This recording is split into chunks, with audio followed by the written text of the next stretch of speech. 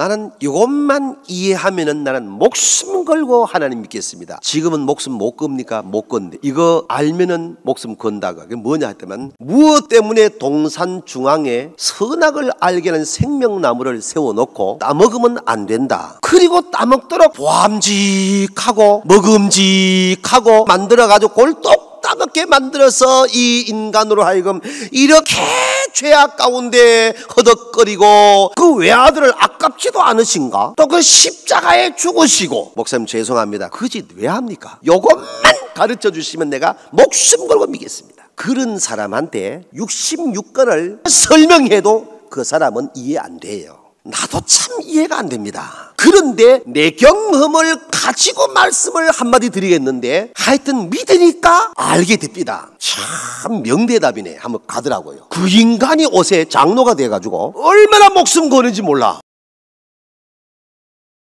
할렐루야. 할렐루야 교회에 와서 할렐루야 하는 감정은 다른 교회보다는 다른 것 같아요. 아멘 좀 하소. 작년에 여러분 뵙고 다시 배울 수 있는 기회를 또 하나님이 주셨습니다.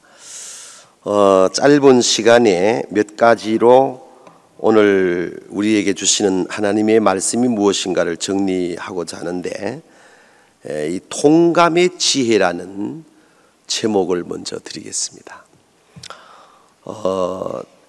저는 지난번에도 말씀을 드렸는지 모르겠는데, 교육 공무원 한 7년쯤 하다가 늦게 부름받고 35살에 신학을 시작해서 40살에 목사 안수를 받았습니다.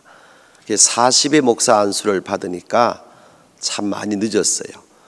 목사 안수 받으러 가는 날 아침에 저희 아버지가 저를 부르셔서 들어가 보니까 아버지가 방석을 2개 갖다 놓고 아버지가 먼저 하나 깔고 앉으시고 저를 거기에 앉게 하시더니만은,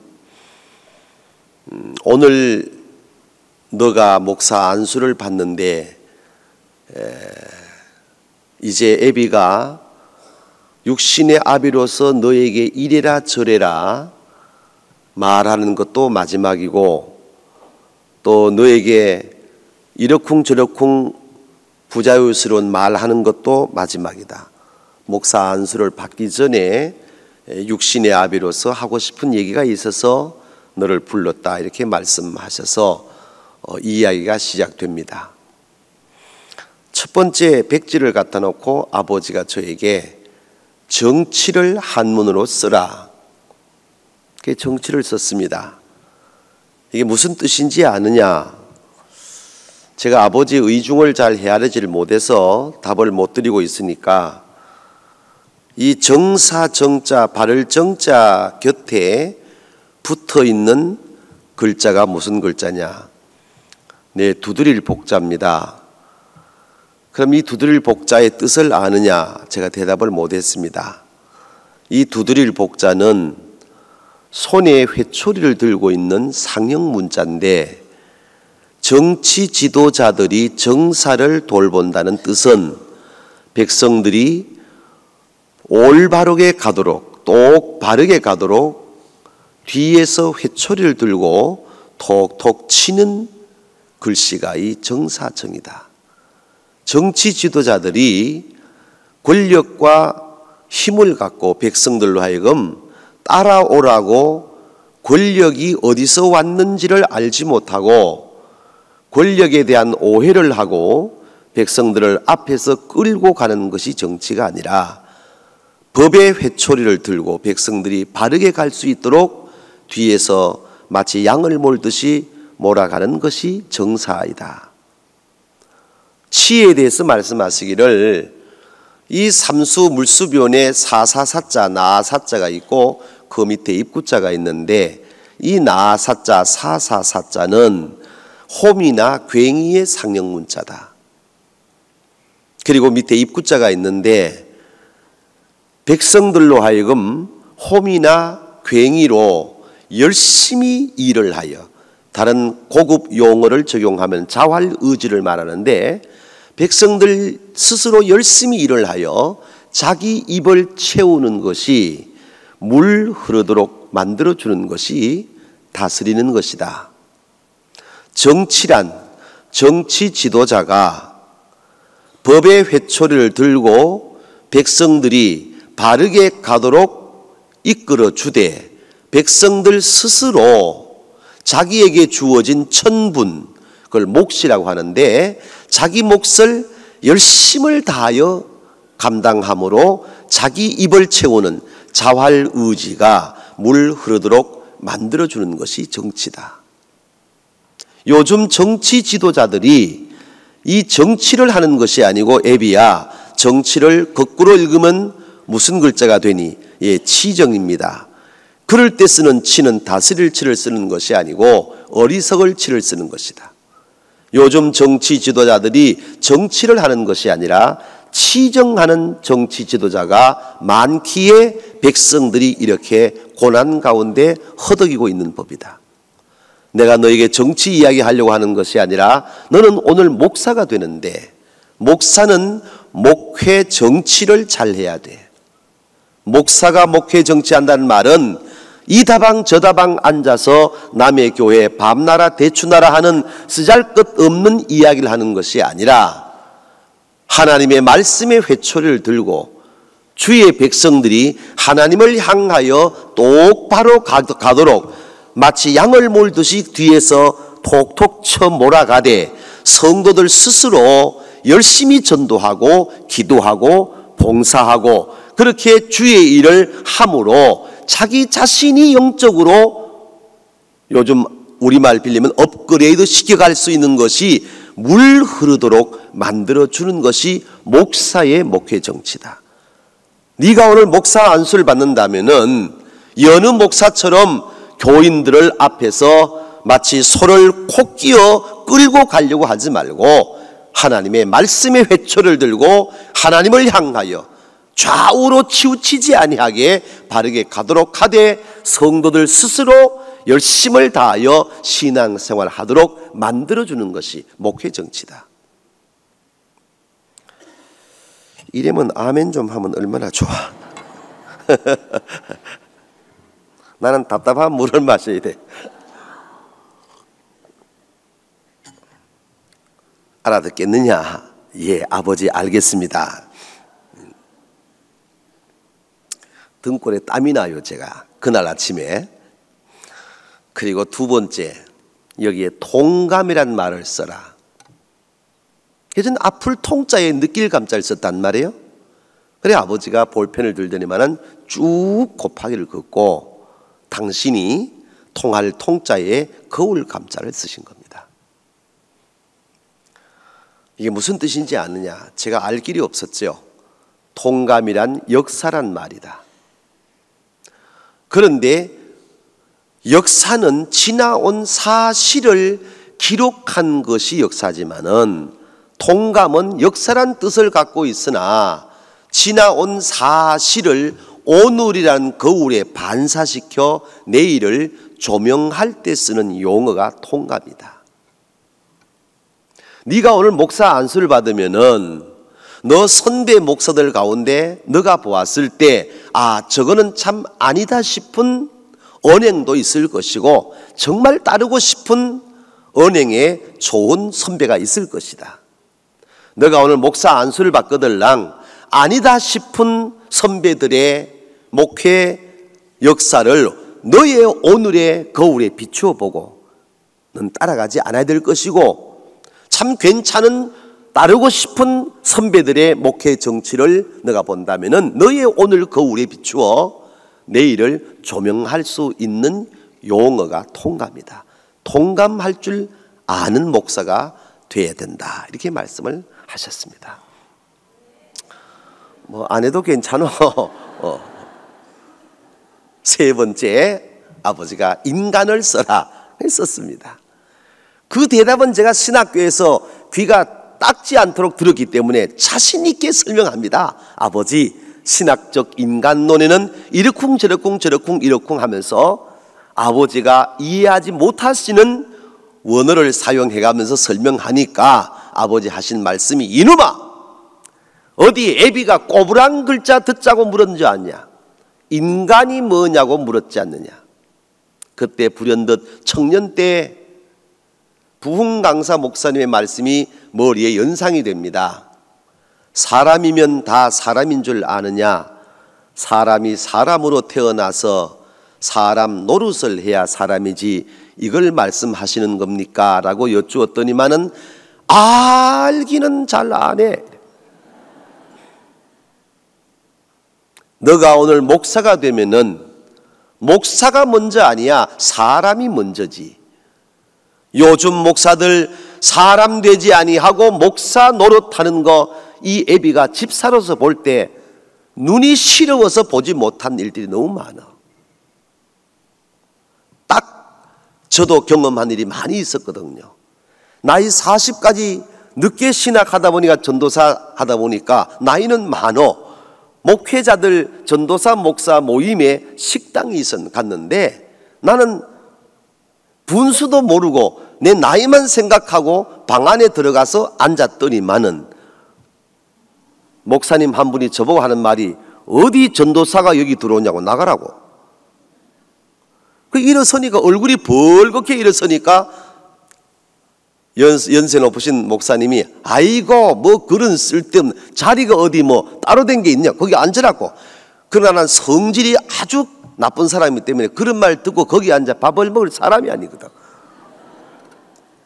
밖으로 나오긴 나오는데 기분이 영 더러운 거야. 전도사가 어디 여기 앉느냐고. 잊을 수 없는 이런 경험들이 참 많이 있습니다. 그러니까 아버지 말씀이 마음에 와 닿는 거예요. 인간이 먼저 돼야 된다. 목사가 먼저 아니다. 너 오늘 목사 안수받고 난 이후에 이 애비 나이 되는 장로님들한테 허리 굽히지 아니하고 함부로 말을 하는 어줍지 않은 목사가 되지 말고 전도사 때에 지금 너의 몸과 마음가짐을 목사 안수받고 난 이후도 그대로 유지 발전할 수 있어야 너는 참 좋은 목사가 된다. 알겠느냐? 예, 아버지 알겠습니다. 그리고 목사 안수를 받고 그날이 3월 8일이었는데 노회에 밤 10시에 회집을 마치고 집에 돌아왔습니다. 그때까지 저를 기다리고 계시던 아버지가 현관에 나오시더니만은 첫마디 목사 이제 오시는가 축하하네. 그날부터 돌아가신 날까지 예야 제야 소리 들어보지 않았고 이래라 저래라 소리 한번 들어보지 않았고 육신은 애비지만은 이제는 너가 목사로서 영적인 지도자가 되었으니 비록 육신의 아비일지라도 나는 집사로서 너의 지도를 받을 수밖에 없는 그것이 신앙의 트림을 말씀만 하신 것이 아니라 주님 앞에 가실 때까지 그렇게 사시다가 돌아가셨는데 그때 받은 통감이란 말씀을 목사 20년의 세월 동안에 단 한 번도 잊지 아니하고 이 말씀 아버지가 주신 가르침을 주님이 내를 깨우친 말씀으로 받고 늘 내 목회 현장에서 이 말씀을 울타리로 삼았더니만은 그래도 지방에 하나님이 큰 은혜를 주셔서 교회는 부흥하고 또 평안하고 또 축복되고 남의 교회지만 아멘 좀 하소. 꼭 자기들 것만 아멘 하려고 말했지. 그래 교회가 은혜 가운데 비록 저 시골에 있지만 그래도 교인 수가 한 7,800명 정도로 올라서니 얼마나 은혜를 주시고 얼마나 축복하시고 아유 이제 뭐 감을 잡으신 모양이네.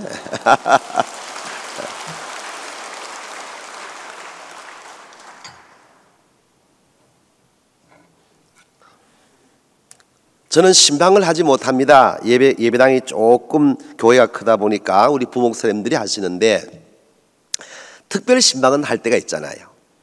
신방을 하면 꼭 점심을 먹을 때가 있어요. 식당 가든 집에 있든지. 식사를 하고 난 다음에 여집사님들이나 권사님들에게서 거의 99% 동일한 현상이 꼭 벌어집니다. 식사 끝마치고 난 다음에는 꼭 어떤 분들은 15도 돌아서고 어떤 분들은 45도 돌아서고 어떤 분은 180도 돌아 앉아가지고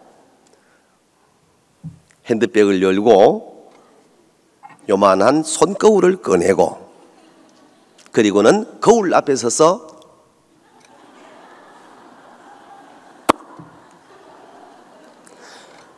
화장을 고치시는데 거의 제가 경험한 바에 의하면 90% 이상은 그냥 화장 고치면 될 텐데 하다가 꼭 나는 왜 봐? 이렇게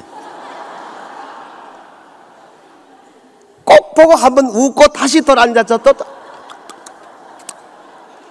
그리고는 이 손거울을 핸드백에 꼭 넣더라고요. 그때 제가 깨달은 게 있어. 아버지가 말씀하신 통감이 바로 이거구나. 이 통할 통자의 거울 감자, 지나온 사실을 오늘이란 거울에 비추어 보고 내일을 조명하는 이 용어가 꼭 여성들의 손거울 똑같은 거야. 거울을 봄으로 내 루즈가 잘못됐는지 화장이 지워졌는지 얼굴에 뭐가 묻었는지를 보는 것처럼 이 통감의 지혜를 가지고 살아갈 때에 어느 누구 물은하고 하나님 앞에서나 역사 앞에 아름다운 삶을 살아가게 될 줄로 믿습니다. 그 말씀을 오늘 여기서 도출해서 여러분에게 소개하고자 하는데 오늘 읽은 말씀 가운데서 6절에서 11절까지 말씀, 저를 보세요. 지금 거기 볼 시간 없어요. 6절에서 11절까지 말씀의 내용을 요약하면 출애굽부터 지금 사무엘 시대까지의 이야기를 사무엘이 설명해 주고 있는 것입니다. 다시 말씀을 드리면은 시대를 회고시키는 거예요. 너희가 어떻게 여기까지 왔는지 아느냐?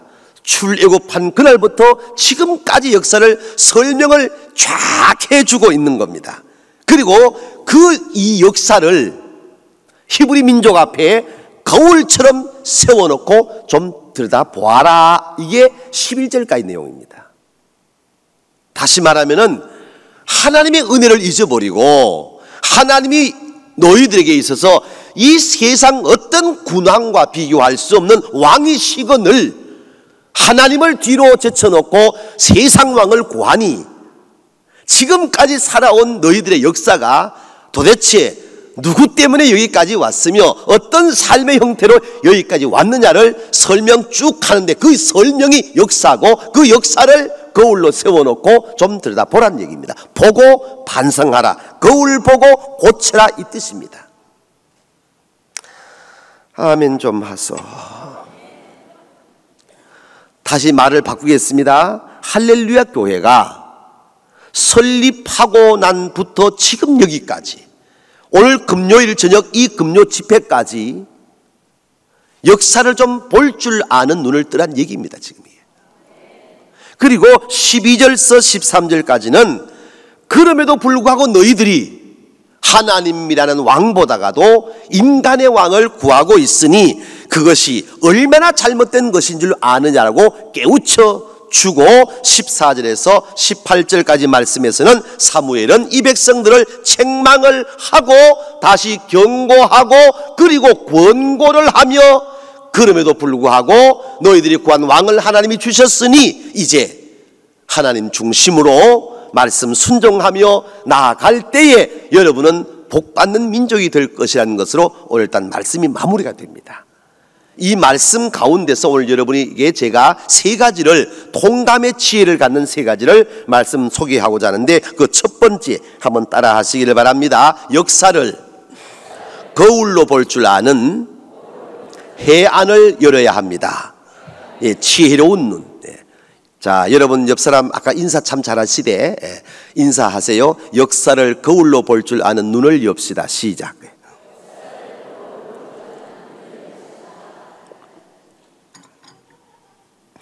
역사 인식이 없이는 미래가 없습니다. 아주 중요한 얘기입니다. 여호수아 23장을 보게 되었으면은 모세로부터 이스라엘 민족을 가나안 땅으로 인도해 가게 되어질 사명을 받은 여호수아가 이 히브리 민족들이 하나님 앞에 너무 잘못하고 있길래 마치 오늘 본문에 기록된 이 사무엘과 같은 이야기와 내용이 비슷한 내용을 역설하면서 이렇게 설명합니다. 누가 이스라엘을 여기까지 인도했던가? 누가 이스라엘을 고통에서 건져 주었던가? 누가 이스라엘의 대적자를 물리쳐 주었던가? 누가 이스라엘을 압제했던, 다시 말하면 바벨론과 아수르에서 건져 주셨던가? 누가 이스라엘을 대신하여 싸워 주었던가? 누가 이스라엘을 여기까지 번영케 하셨던가? 이 설명을 쫙 하면서 하나님이라고 결론을 지었습니다. 아멘. 누가 할렐루야 교회를 여기까지 인도하셨던가? 김상복 목사님이? 장로님들이? 누가 이 할렐루야 교회를 오늘 한국 교회 안에서 이렇게 좋은 교회로 번영케 하셨던가?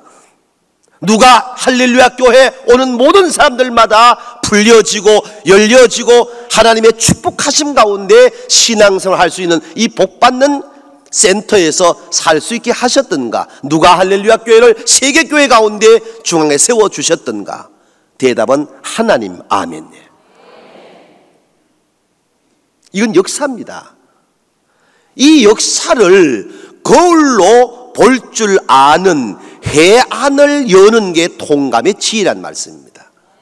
가정 역사도 마찬가지입니다. 한 국가 역사도 마찬가지입니다. 한 기업의 역사도 마찬가지지만 교회도 동일한 것입니다. 저는 전국을 안 가본 교회가 거의 없습니다. 서울도 거의 매달 한 번씩 집회 올라오는데 왜 교회가 시끄러운가? 왜 교회가 분쟁을 하는가? 왜 교회가 행복하지를 못하는가? 3박 4일 동안 부흥회 인도하면서 그 교회를 두고 기도할 때에 얻을 수 있는 명확한 하나님의 메시지가 있습니다. 이 교회의 역사를 거울로 볼 줄 모르는 목사나 장로 때문입니다. 하나님의 교회는 일반 성도 때문에 시끄러운 법이 없습니다. 전국 어디를 가더라도 목사와 장로 때문에 교회가 행복할 수도 있고 무너질 수도 있는데, 이렇게 교회가 행복하고 아름답게 여러분이 신앙생활을 할 수 있는 것은 은혜요 축복인 줄로 믿습니다. 그건 다시 말을 바꾸면 여러분의 담임 목사님과 부교육자들과 당회원들이, 지도자들이 할렐루야 교회 역사를 거울로 볼 줄 아는 눈을 열고 있다는 뜻입니다. 아멘. 누구 하나 이 할렐루야 교회 역사를 거울로 볼 수 있는 눈을 열지 못하면은 그 한두 사람 때문에 하나님의 교회가 풍비박산되는 거예요. 역사를 거울로 보는 지혜가 여러분에게 있기를 주의 이름으로 축복합니다. 이 말을 대한민국으로 끌어들이겠습니다. 누가 대한민국을 일제의 압제에서 건져주었던가? 누가 대한민국을 공산주의의 치하에서 자유케 하셨던가? 누가 대한민국을 보릿고개에 처절했던 가난 가운데 허덕이던 가운데서 일으켜 세워 세계 12대 경제대국으로 부강시켜 주셨던가? 누가 한국교회가 세계 선교사에게 1위국으로 부상할 수 있을 정도로 축복받은 나라로 은혜를 베푸셨던가? 몇천 번 질문을 해도 여기에 대한 대답은 하나님입니다. 아멘. 이것을 역대 대통령 가운데 믿음 있는 대통령도 보지 못한 겁니다.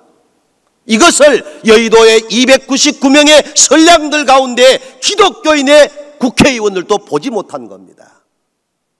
이것을 장차관 기독교인들이 못 보는 겁니다. 이것을 모든 기관장 기독교인이 못 보는 겁니다. 이것을 기업을 하는 기독교인이 못 보는 겁니다. 더 무서운 것은 이것을 목사와 장로가 보지를 못하는 겁니다. 오늘의 대한민국은 그냥 있는 것이 아닙니다.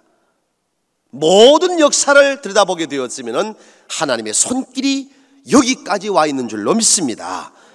그것을 우리가 깨달을 때에 내 자신의 개인은 말할 것도 없지만은, 여러분 개인 기업도 말할 것도 없지만, 가정도 말할 것도 없지만, 하나님의 교회가 계속 바르게 세워져서 주의 은혜 가운데 이루어져 가게 될 줄로 믿습니다. 1938년 9월 10일 우리 장로교단이 이렇게 합동으로 통합으로 다양하게 분리되기 전에 장로교단 총회가 27회 총회가 열렸습니다. 그 27회 총회를 역사에는 이가봇 총회라고 말합니다. 사탄의 총회란 뜻입니다. 왜 그렇게 역사가 기록하고 있느냐 하면은 신사참배는 우상숭배가 아니다라는 것에 이 27회 총회에 193명의 목사, 장로, 선교사, 총대들이 결정을 한 총회가 27회 총회입니다. 그때의 역사를 보게 되어지면 선교사 한두 분 이외에는 경찰과 헌병들 압제에 어쩔 수 없이 신사참배는 우상숭배가 아니다의 도장을 찍어 총회적으로 결의해버리고 말았습니다. 만약 그때 193명의 총대들이 죽으면 죽으리라 각오하고 신사참배는 우상숭배입니다, 결정할 수 없습니다 하고 만약 가정법으로 모두가 다 그때 순교했더라면 대한민국 역사는 어떤 면에서는 달라졌을 수도 있습니다. 그러나 교계 지도자들이 정치적인 탄압에 의하여 신사참배가 우상숭배 아니라는 마음과 행위가 다른 결정을 하게 되어지면서 대한민국 교회마다 어둠의 역사가 밀려오기 시작하고 일본 천황의 신사가 한국 교회와 모든 기독교 역사를 암울하게 만들어 가기 시작을 하게 되어졌습니다. 껑충 뛰어 1950년 4월 21일 날 대구 제1교회에서 장로교단 36회 총회가 열렸습니다. 이 총회는 장신 측과 조신 측이 신학적 논쟁을 통하여 총대들이 모여서 싸움이 벌어졌는데, 목사 장로가 쌈박질하는 것 해결할 길이 없어서 경찰들이 구둣발을 신고 대구 제1교회를 들어와서 목사 장로가 싸우는 것을 뜯어 말리는 난장판 총회가 36회 총회였습니다. 시간 관계상 좀 껑충 뛰겠습니다. 우연의 일치일까? 2달 후에 6.25가 발발합니다. 그것을 우연의 일치라고 하면 할 말이 없습니다. 껑충 뛰어 1959년 44회 총회가 열렸는데 통합 측과 합동 측이 분립이 됩니다. 이때가 언제냐? 이승만 정권 독재 아래 모든 백성들의 구호가 못 살겠다 갈아보자가 구호였습니다. 백성들은 정치적 탄압에 숨을 못 쉬고 있는데 교회 지도자들은 백성들의 신음소리를 듣고 하나님에게 아뢰기 전에 신학적 논쟁으로, 속된 말로 자리매김하기 위하여 쌈박질하다가 결국 통합측과 합동측이, 저는 통합측 목사고 여러분은 합동측 교단입니다, 같이 한 집에 있다가 싸워서 교단이 갈라졌습니다. 우연의 일치일까요? 이듬해에 박정희 대통령이 육군 소장으로 까만 안경 딱 끼고 일어나더니만은 군사혁명 일으켜서 독재 이승만 정권 끝났다 싶었는데 오히려 역사는 유신 헌법을 비롯하여 30년 어둠의 터널로 들어가게 되어집니다. 다시 껑충 뛰어 1979년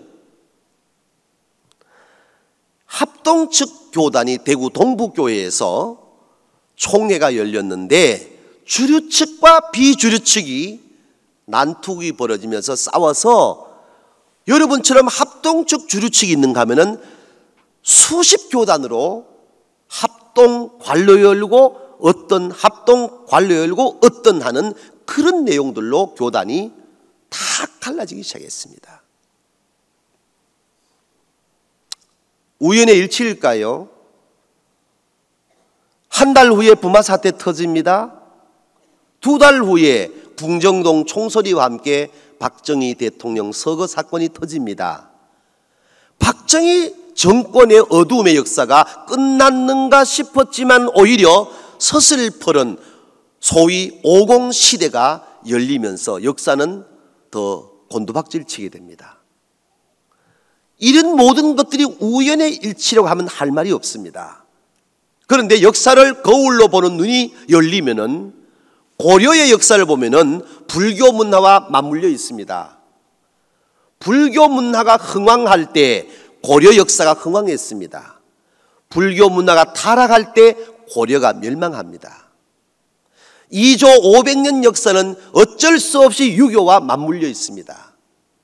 유교 문화가 창달할 때 2조 역사가 창달했습니다. 양반 문화가 타락할 때 2조 500년 역사가 몰락합니다. 대한민국은 너나 없이 기독교와 맞물려 있는 것 누구도 부인하지 않습니다.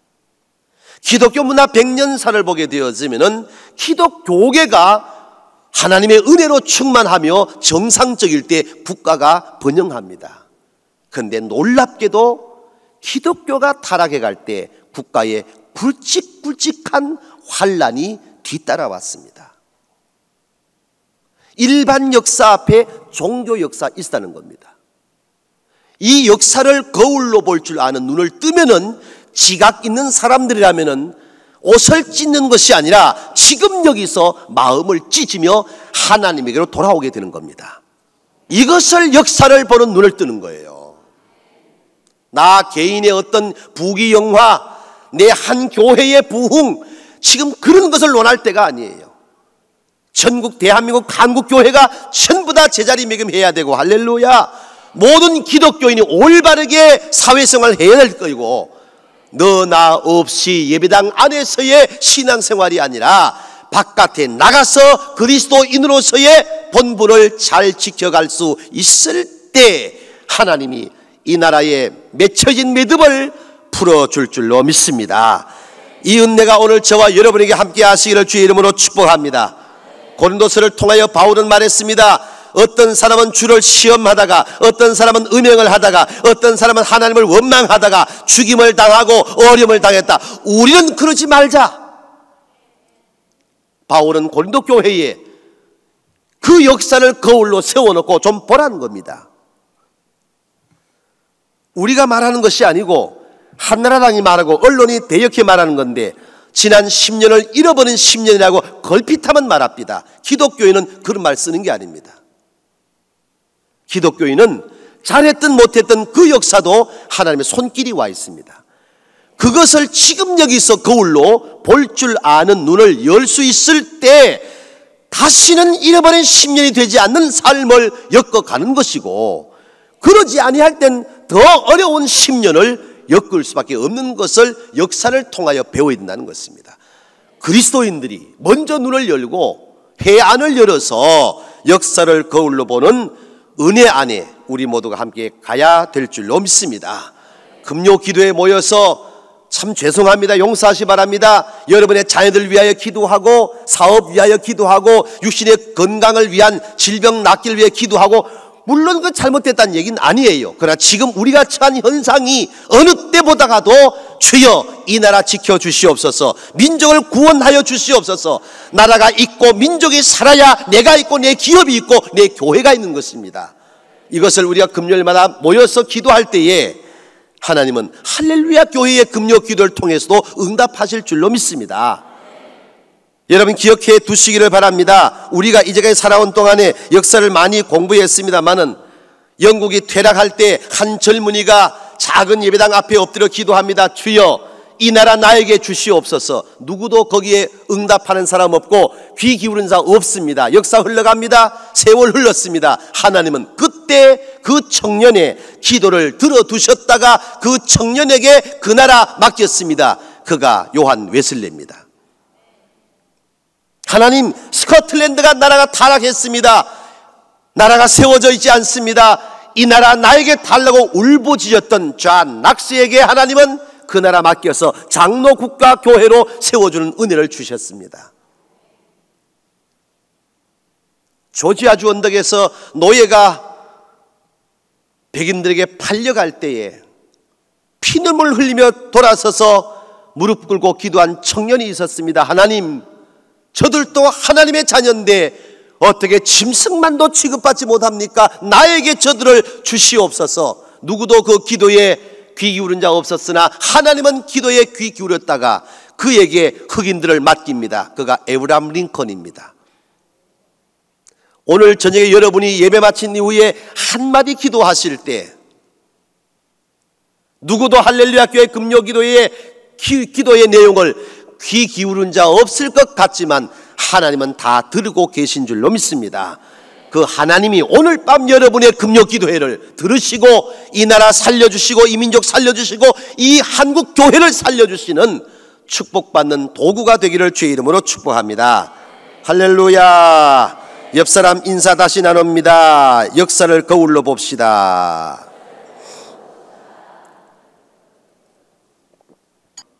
초신자들 교육할 때에 목사님 질문 있습니다. 예. 나는 이것만 이해하면은 나는 목숨 걸고 하나님 믿겠습니다. 아니 뭡니까? 지금은 목숨 못 겁니까? 못 건대요. 그러면 이거 알면은 목숨 건다고. 그게 뭐냐 했더만 하나님은 참 이상한 분이라고. 무엇 때문에 동산 중앙에 선악을 알게 하는 생명나무를 세워놓고 따먹으면 안 된다. 그리고 따먹도록 보암직하고 먹음직하고 탐스럽게 할만하게 만들어가지고 그걸 똑 따먹게 만들어서 이 인간으로 하여금 이렇게 죄악 가운데 허덕거리고, 그리고 또 당신의 외아들이라고 하셨는데 그 외아들을 아깝지도 않으신가? 또 그 십자가에 죽으시고. 목사님 죄송합니다. 그 짓 왜 합니까? 나는 아무리 너그러운 마음을 가지고 이해를 하려고 해도 이해가 안 됩니다. 이것만 가르쳐 주시면 내가 목숨 걸고 믿겠습니다. 제 대답이 뭐라고 했을 것 같아요? 그런 사람한테 66권을 창세기 1장부터 요한계시록까지 전체를 히브리어, 헬라어, 영어, 한국어, 중국어 통틀어 설명해도 그 사람은 이해 안 돼요. 이미 그렇게 질문하는 사람은 설명가 되는 게 아니야. 그땐 답이 딱 하나야. 나도 참 이해가 안 됩니다. 여러분 이해됩니까? 솔직히 나도 이해 안 돼. 솔직히 인간의 이성 갖고 그거 이해하는 사람이 어디 있겠어. 나도 목사인데 이해 안 된다니까. 그런데 내 경험을 가지고 말씀을 한마디 드리겠는데 하여튼 믿으니까 알게 됩니다. 그러니까 그때까지 믿어서 내가 고개를 갸웃하더니만 참 명대답이네 한번 가더라고요. 그 인간이 옷에 장로가 돼가지고 얼마나 목숨 거는지 몰라. 무슨 얘기냐? 인간의 에덴 동산부터 지금 여기까지 모든 범사는 하나님의 섭리입니다. 아멘. 이것을 볼 줄 아는 영안을 열어야 결론부터 내가 병들어도 좌절하지 아니하고 부도 만나 사업이 내려앉아도 실망하지 아니하고 어떤 상황이 내게 전개될지라도 믿음으로 나아가게 될 줄로 믿습니다. 그 대표적인 이야기 가운데 한 분을 소개하라고 한다면 저는 요셉을 소개해요. 거두절미하고 간단하게 요셉이 뭐 잘못한 게 있어요? 저는 요셉을 아무리 연구해도 그런 잘못한 게 없어. 그런데 꿈 잘 꾸고 정직하게 아버지한테 형님들한테 이야기 한번 해주고 미움받아가지고 미디안 장사꾼에 팔렸어. 보디발 장군의 집에 몸종으로 들어갔어.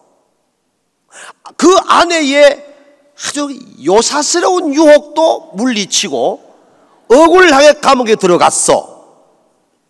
그 세월 13년, 한 달 반도 아니고 1년 반도 아니에요. 13년 세월을 간단하게 억울하고 답답하고 속상하고 또 억울하고 답답하고 또 속상하고, 그렇게 요셉의 역사가 진행되는데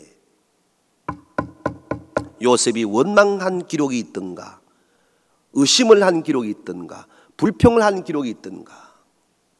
요셉의 이 13년 17살부터 30살까지 애굽의 총리 될 때까지 그 역사를 살피고 또 아무리 원문 해석 다 살펴보아도 거기에는, 그 걸음에는 오직 하나, 여기도 하나님의 뜻이 있으려니. 아멘. 여기도 하나님의 뜻이 있으려니 하는 이 요셉의 마음이 뭐냐? 역사는, 나의 모든 역사는 하나님이 섭리하신다는 영안을 열기 때문에 가능한 줄로 믿습니다.